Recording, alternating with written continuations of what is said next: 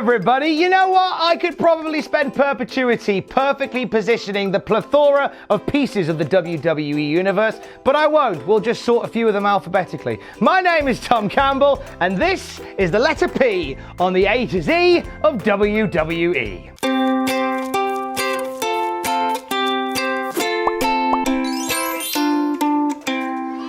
The Berserker, the Ultimate Warrior, Papa Shango, Battle Cat have all made their home in parts unknown. There's no compass to come by it, there's no guidebook to guide you to it, there's no Google Maps that can give you a waypoint. Parts unknown, it's quite literally, parts unknown. Fun little fact though, right? If you get the URL wrong in WWE.com and you get the 404 error page, it actually gives you an actual photograph of what parts unknown looks like. There it is, look at that. Looks terrifying. I have no desire to go there at all. That looks terrible.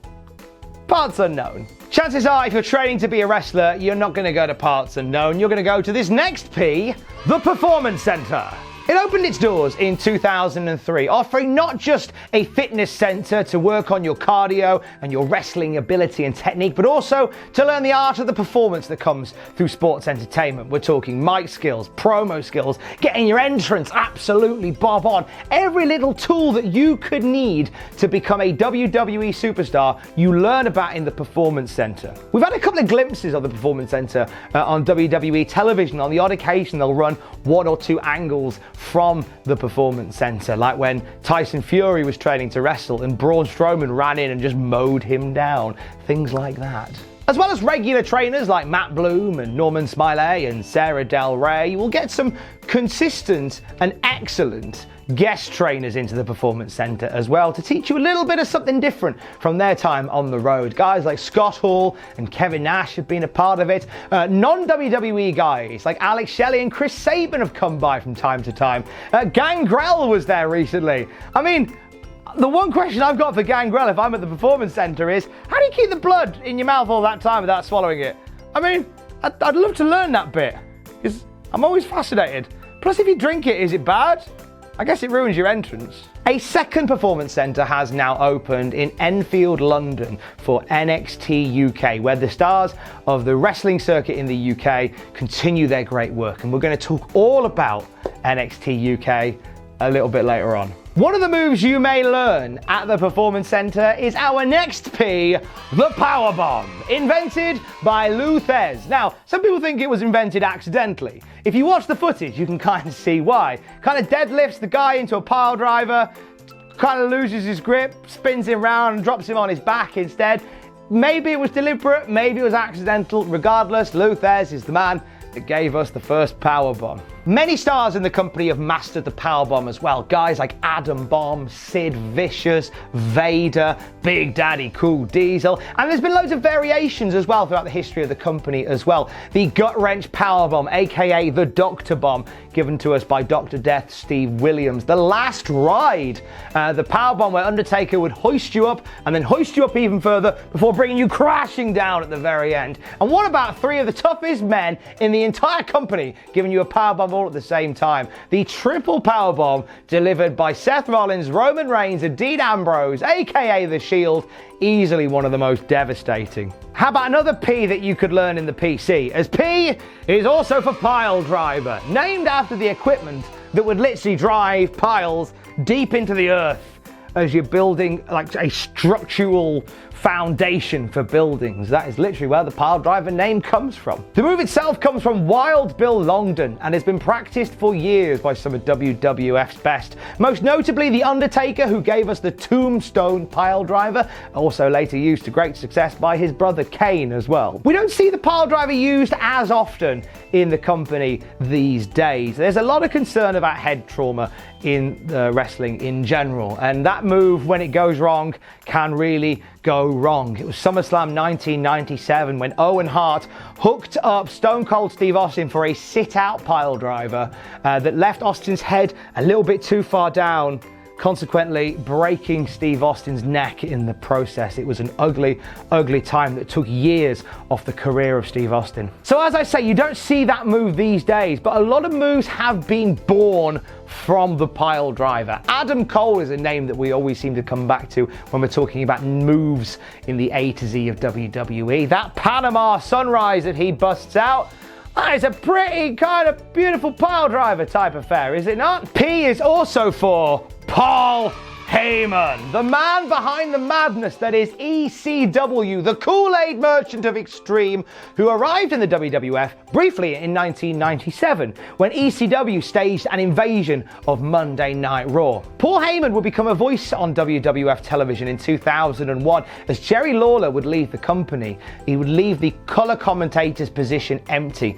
Enter Paul Heyman to take the role and basically spend the rest of the year really grinding the gears of Jim Ross. Heyman would leave the role in 2001 and return a year later as the manager of the next big thing, Brock Lesnar. And we all know how that ended up. Paul Heyman would manage a couple of people actually through his time in WWE. CM Punk, Curtis Axel, Ryback, Cesaro, all to a big old bag of mixed success. But obviously, the big money is on the Beast and the Conqueror, Brock Lesnar, for whom Paul Heyman still acts as an advocate. These days as well, Paul Heyman works backstage offering his prowess as a promoter to the WWE Executive Director role on Monday Night Raw. There's another great managerial P, and that is Paul Ellering. We've been like a runaway train.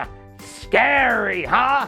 Scarier now. Look who's driving the train! The words of Hawk from the Legion of Doom when Paul Ellering was premiered to a WWF audience as the manager of the Legion of Doom at WrestleMania. You see, Paul Ellering had managed Hawk and Animal before, but there was a bit of time after the Legion of Doom arrived in the company where Paul Ellering was apart from them, and it felt right to bring him back in. When Paul Ellering joined up with the Legion of Doom, not only did he bring them tag team gold, but also a puppet. That's Rocco.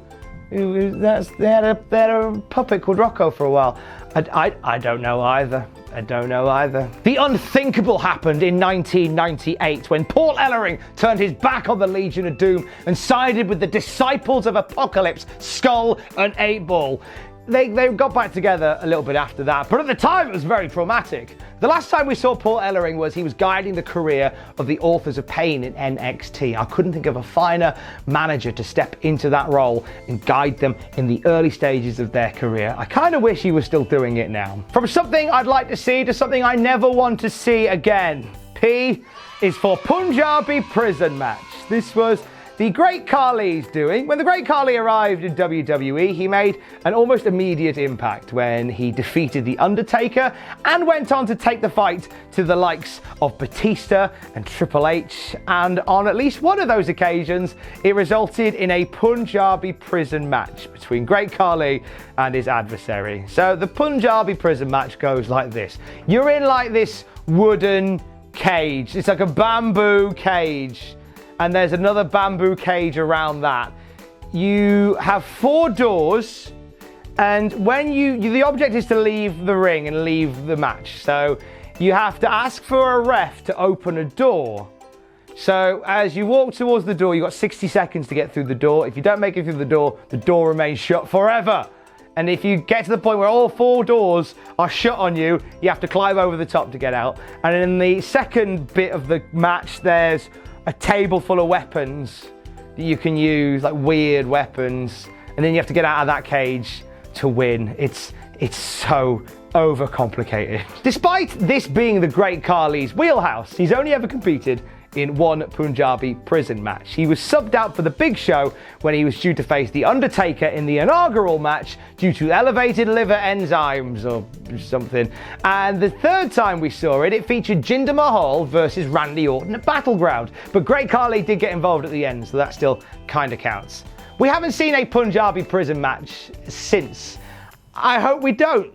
Watching a Punjabi Prison match go on in wrestling really involves a lot of suspension of disbelief. Very much like our next P, the People's Elbow, the finishing move of The Rock. Now, the story behind the People's Elbow is it was a joke. It was The Rock attempting to make some people in the match laugh.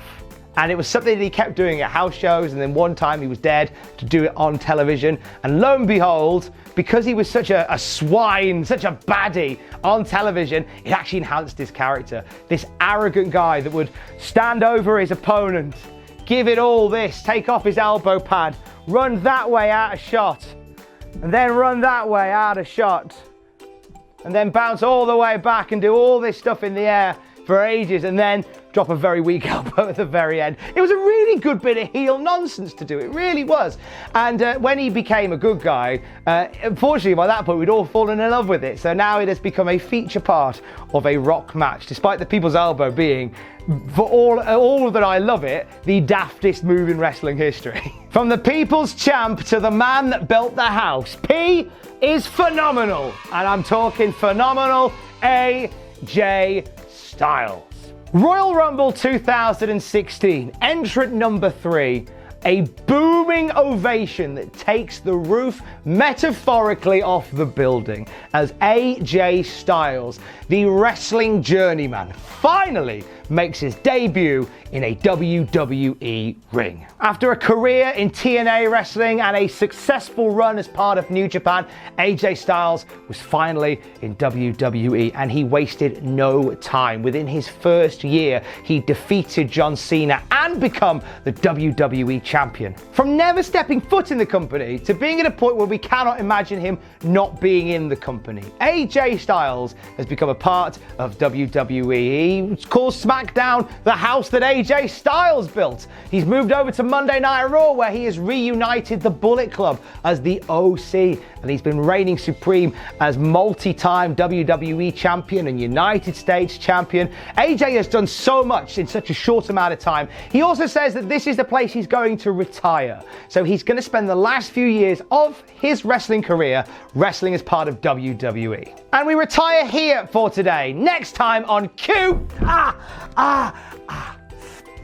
Bye! Hey, thanks for watching. Don't forget to leave a comment in the comment section down below. You can support us on Patreon by going to patreon.com/Cultaholic. Lastly, don't forget to hit subscribe and join us.